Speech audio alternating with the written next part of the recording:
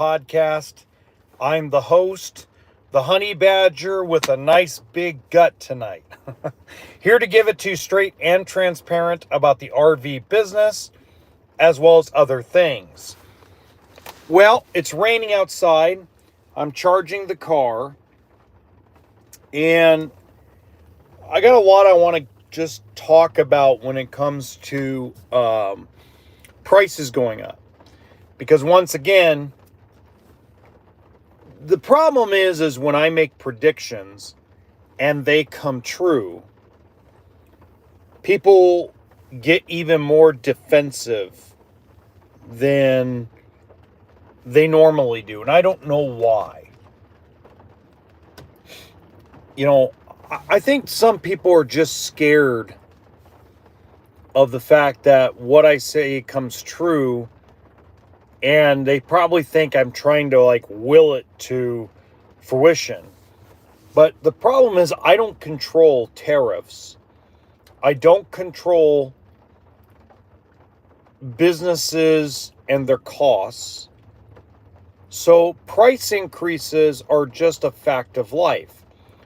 So today, around 5:50 p.m. Pacific time, I got a phone call from a manufacturer that said they will be raising prices for year model 2026 to compensate for the tariffs that they're going to pay for steel and aluminum.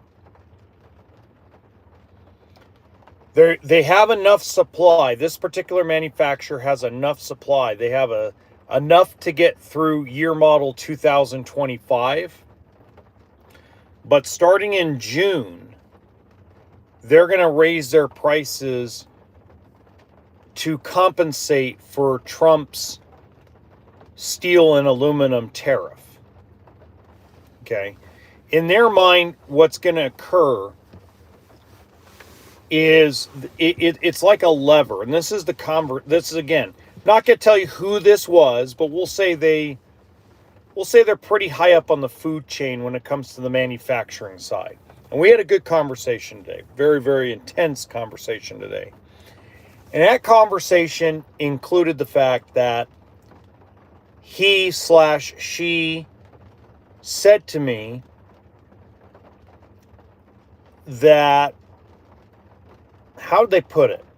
They said that they know that now that the tariffs have been put into place, U.S. manufactured steel is going to raise their prices because now they know that they can, because they no longer have to really compete with Canada, China, Taiwan, South Africa, Madagascar, all the other places where steel is produced. So the reality is prices are going up on RVs. They're going up. So if you are in the market to buy an RV in 2025, whatever is sitting on an RV lot right now will be the cheapest it's ever been until March 1st. And then from March 1st until, let's call it mid-June, whatever's on a dealer lot is going to be a hell of a lot cheaper than whatever you're going to see in July, August, September, and beyond.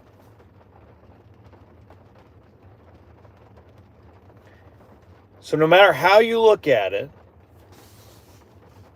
prices are going up. And there's nothing anybody can do about it right now. Okay? When Trump got elected,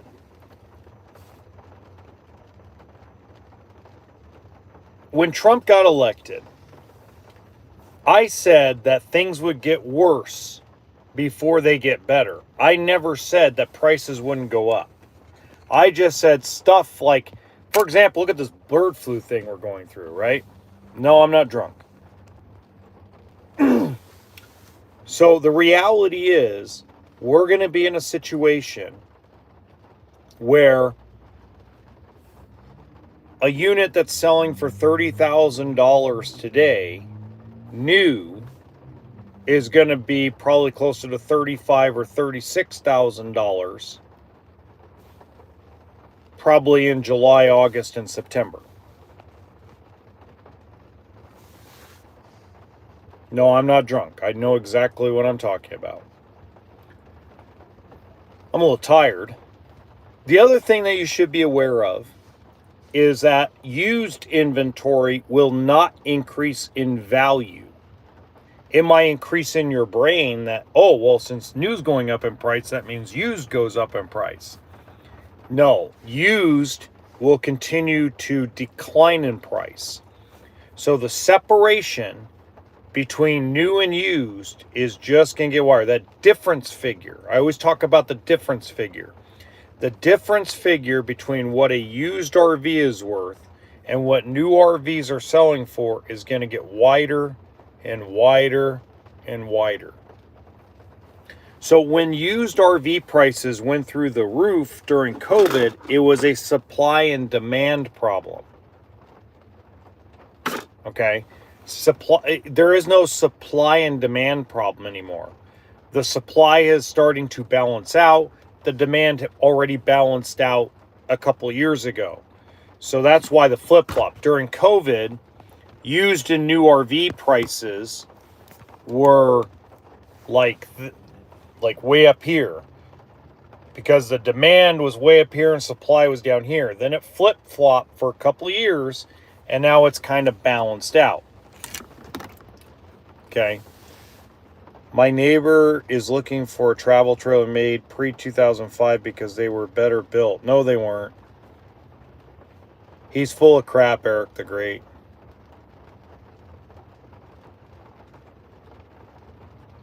Oh, wow. Yeah, pre-2005 is still just as bad as today's.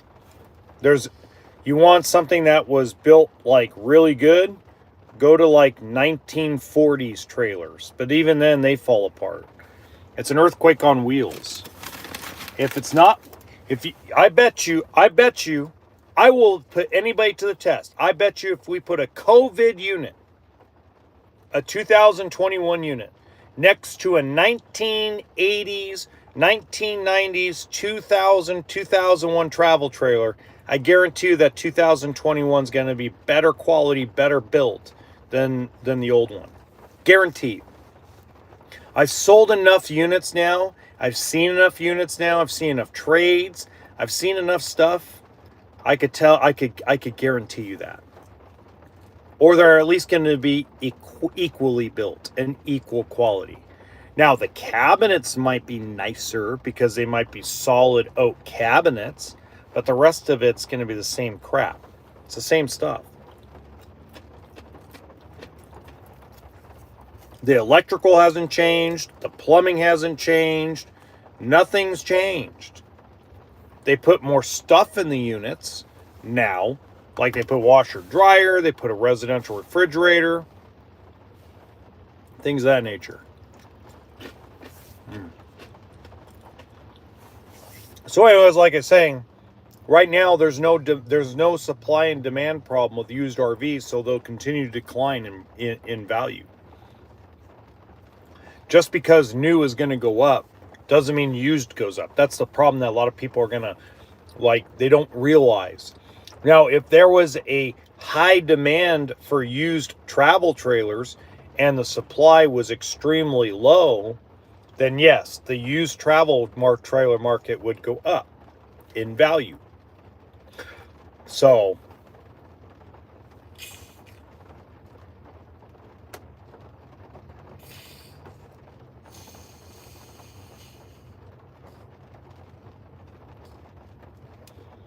okay, Eric the Great, good for you, brother.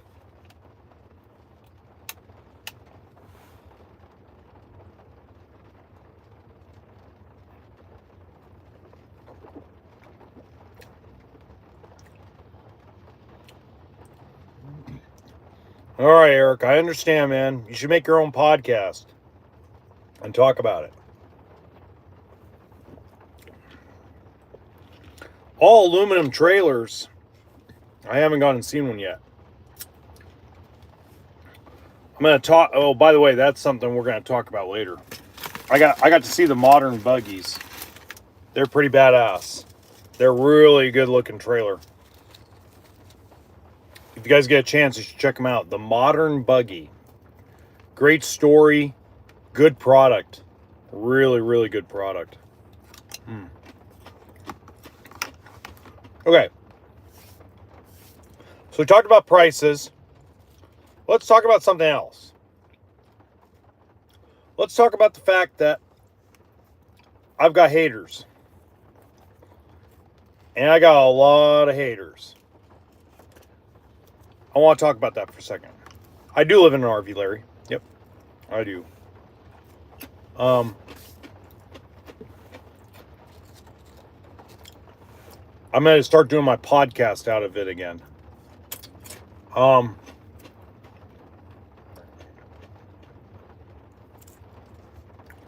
So today,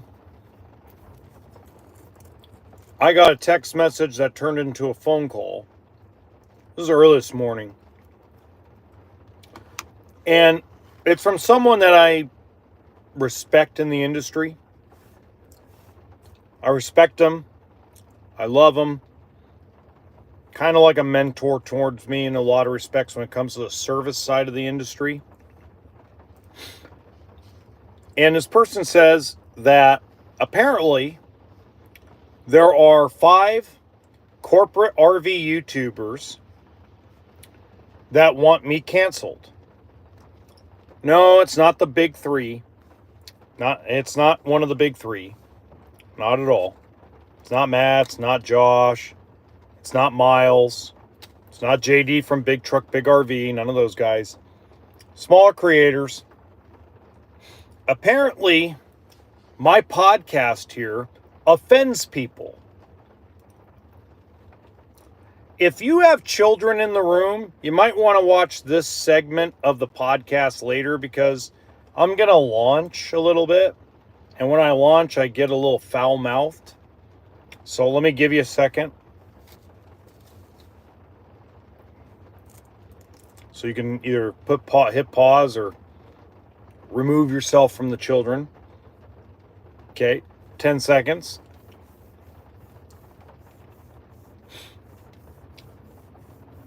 Okay. So apparently, by the way, just to give you an idea, these corporate RV YouTubers, or corporate RV dealership YouTubers, these 5 people, smaller creators, but apparently they sell Winnebago, Grand Design, Brinkley, and a couple other brands that I've given crap to in the past. Okay? The Chicago RV show will still have low pricing this weekend. You're going to see February's pricing still going to be down. It's not going to be until March that you see the increase from dealership profit-wise. And it's going to be, you won't even feel the increase. It'll be like 5%. And then the stuff coming inbound from the factories are going to land in March, April, May. They're going to have a 3.5% price increase from the factory. So that's 8.5% if you buy in April, May, June. And then in July and beyond, it could be 12, 15, 16% depending on how the tariffs affect steel and aluminum. Because there's no exceptions to anything on the steel and aluminum tariff. Plus the additional 10% tariff on China. That's in addition to. So that's all going to really change things for your model 2026. And it's not going to do anything for the used market. The used market is going to continue to decline because the used market isn't based on new pricing. It's based on supply and demand of used inventory. And right now there's an abundance of used inventory. Okay. Anyway, getting back to these lovely corporate RV dealership YouTubers. Apparently, these folks are offended by the way I talk about frame failure and frame flex.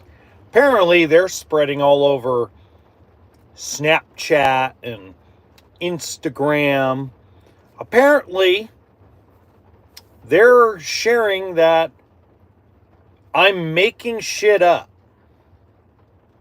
And in one apparent TikTok rant, that I'm a fucking lying sack of shit, were the exact words in a TikTok video when it came to the frame flex frame failure problem. So why are these folks offended? Well, I'm going to tell you why. Because when you go to shows and you see a grand design product, most of you that either watch Liz Amazing, Josh the RV Nerd, Matt's RV Reviews, Towable Reviews, JD from Big Truck Big RV, you watch my podcast, you watch my channel, you watch Wingman Wisdom. The whole internet is full of it. So people are going to naturally ask, what have they done about the frame problem? Apparently, these folks are so sold that Winnebago and Grand Design never did a thing wrong, and that the whole thing has been made up, and that people on YouTube who have complained about frame failure and frame flex, apparently you're lying to the public because you're jealous, because you feel like you made a mistake and you had buyer's remorse. I got a message for the 5 of you. And it's a simple message. Okay? See this water bottle right here? You can shine it up real nice. Okay? Shine this water bottle up, open it up, take a good swig of water, get it nice and keep it nice and cold, shine it up really nice. Then turn that sumbitch sideways and stick it up your own ass. People in general are not liars. They might over-exaggerate. Okay? But when you have three law firms are now advertising that they are suing Winnebago and Grand Design over the frame failure, frame flex situation. And they are looking and offering free consultations for anybody that thinks they may have this issue with any Winnebago fifth wheel, any Grand Design fifth wheel, any year, make, model.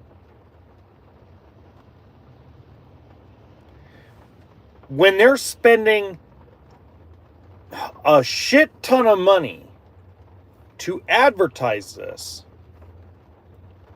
do you really think it's fake? Or are you just butthurt because your sales have gone down and it's not as easy as it once was? I got a message for you also. Be a salesperson.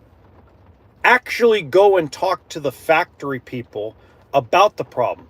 Why don't you give Brad Smith a call? He'll give you the information of what they're doing to fix it, what they're doing to remedy it, what they're doing currently. You can't share it because you're contractually obligated to not share it because your OEM and your corporate dealership is not going to let you say it on the internet. But at least for your peace of mind, you can see that the people on YouTube are not lying. The Honey Badger's not lying. Liz Amazing's not lying. And Wingman Wisdom's not lying. So the reality is, and oh, by the way, let's give a shout out to Dustin. Dustin at California RV Specialist is not lying. Now, where the positive part of this is, and I've mentioned this before because Grand Design does deserve their props, okay? And their props come from this. They won't publicly say it. I understand. I'm not happy about it, but I understand. They have moved forward with a process. They have changed their process of how they deal with the frame failure problem. Now, is it completely streamlined yet? No. Is it better than it was a year ago? Absolutely. You ask any service guy that is dealing with the frame problem, having to fix them, having to get in contact with the affinity group in Indiana, they will tell you the process has gotten better. The process has gotten easier. And I think a lot of that has to do with the fact that now, from what I understand, and stop me if I'm wrong, Grand Design, stop me if I'm wrong, but apparently this has been streamlined where you have one chief in charge, not 7 chiefs or 8 chiefs. This problem has been assigned to one chief, and that chief has a bunch of Indians. Now, I know that's a really bad way of putting it, but it's the only way I can think of putting it, okay? And that chief has pushed for a directive that a lot of consumer advocate people have been asking for since day one, which is getting the actual frame repair facility that's been doing it for 40, 50 years. The affinity group is really, you got Jayco, you got Keystone, you got Forest River. All these companies turn to the affinity group when there's a massive problem.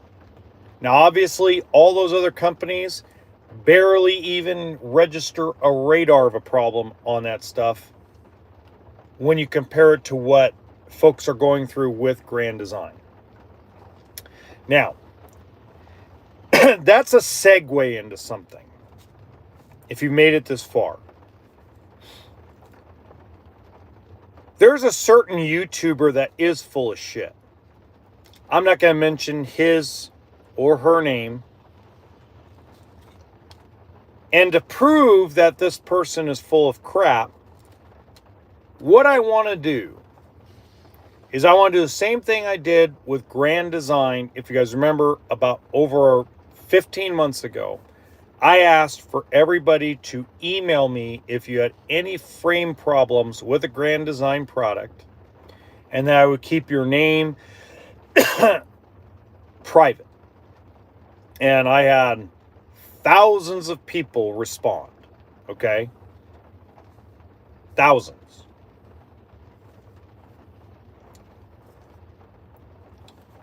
I want to do the same thing for Brinkley. Apparently, somebody has reported that Brinkley is having a massive frame problem. I'm going to say, for the record, I think that's complete horseshit. I'm not going to say they don't have the same failure rate as some of the other manufacturers may have, because not every unit no unit is perfect. Okay. One thing about that ownership group is when they had the electrical problems with Keystone, Montana, and the slide problems they had with Keystone, Montana in the late 90s, when they started Grand Design, they didn't have that problem. They had axle problems. If the previous ownership group knew about the frame problems, they wouldn't carry that over into Brinkley. Now, Brinkley is having a braking problem. They're having problems with their axles. They're having problems with their brakes. They're having the problems with the brake lines. They're having a lot of issues. But they're not the only ones, because it's the same OEM that they use for their brakes and axles is the same company and same design as Mobile Suites, Riverstone, and other big heavy fifth wheels. So Brinkley's not the only one going through that problem. And as far as it's been reported to me, and I'm still catching up on my emails, but as far as it's been reported to me, almost everybody either feels they're getting taken care of or has been taken care of. So if you think that you are having a frame failure problem or a frame flex problem, email me. And this is on a Brinkley product only. Email me at livingstonrvservices@gmail.com. Okay? I want to know. I want to know how many of you are having a massive frame failure problem on a Brinkley product. Anybody want to guess what? I'm going to say the over-under is 5. That's how much of a problem I think is not even there. And I'm not normally one to say that. As I've said in the past, I believe Brinkley. I've seen the Brinkleys. They're the same thing as a Keystone Cougar. They're the same thing as a Forest River Flagstaff Rockwood. They're the same exact thing as a Grand Design Solitude travel trailer, but for way more money. The design is kind of cool on the outside. They do a really good job of not having any waste of space for storage, but everybody's caught up to it already. So I may feel that they are way overpriced for what they really are, but I do not believe they're having a frame problem.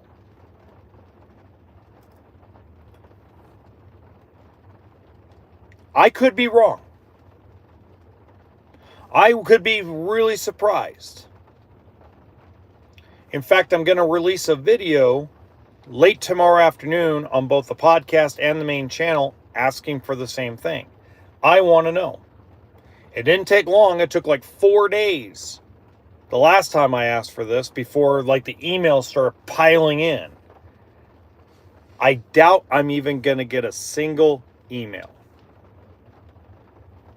Okay. Here's why I think that.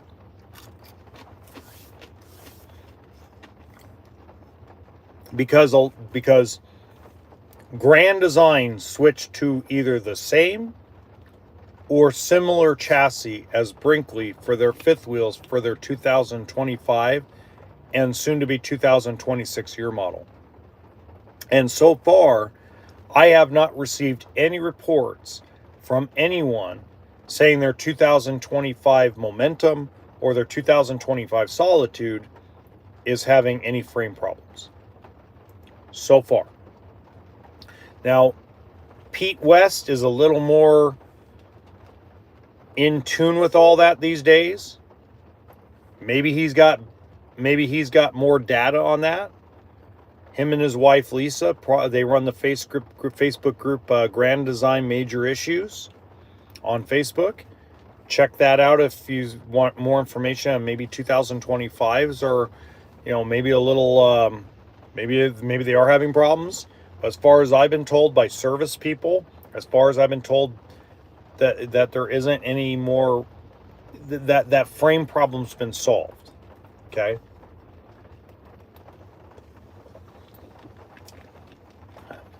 So if Grand Design Momentum and Solitude are not having a major problem in 2025 product, why would Brinkley? If they're pretty much using the same chassis now. Right?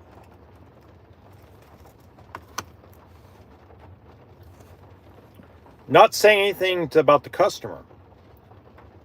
The customer could have gotten a bad rig. I'm in about that. But to use the words to use words like every RV is a piece of shit is the biggest lie told on the internet today about the industry. Okay. Are they perfect? No.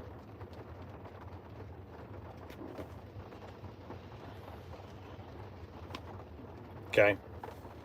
That's where I stand about it.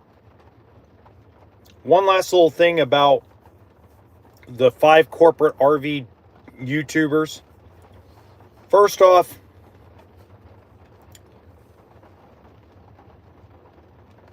I'm the wrong guy to go after. Okay? Because as a lot of people have figured out, whether they're a large YouTuber, whether they're a manufacturer executive, whether they're a dealership executive at a corporation, whether they're just a mom and pop shop, I don't give a fuck what you think about me. I care more about the industry that I've been a part of for a long time. And as long as customers in masses continue to send me messages saying to me that without running into my podcast or my channel, they would have never bought an RV, even with me talking negative stuff about the stuff, no matter if I give the great, the good, the bad, the ugly, the disgusting, I give you every angle about the RV industry. And I thought it would not be popular. But apparently, a lot of folks have said and emailed and told me. I've had people come up to me at the Northern California show and told me, we would have never bought this trailer if we didn't run into you. We hear all these horror stories. What you say always makes sense.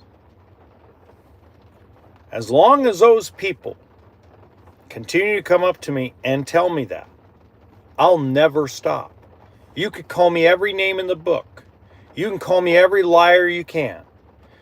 And for those of you that are not corporate RV dealers, YouTubers, you're just a regular YouTuber who happens to think that they know everything about the industry. Hey, you can talk crap about me all you want. You know, it doesn't matter to me because I'm going to continue to do what I do best, which is share information, because I believe transparency of the industry will be beneficial for the consumer, the employees in dealerships, and the manufacturers and all the OEMs. It'll be beneficial for Lippert. It'll be beneficial for all of its competitors. It'll be beneficial for Thor Industries, Forest River, Winnebago, Newmar, etc. And I will continue to call out the lies, like the motorhome sales ban. I saw a lot of motorhomes getting delivered to California. It's after January 1st. I've seen a lot of Indiana transport plates with 2025 motorhomes arriving at dealership lots, including diesel pushers. Apparently, there's a sales ban in California on new motorhomes. Freaking clickbait bullshit. It's amazing. But my car's almost charged, so pay attention to that video. It'll be out tomorrow afternoon. See you guys later.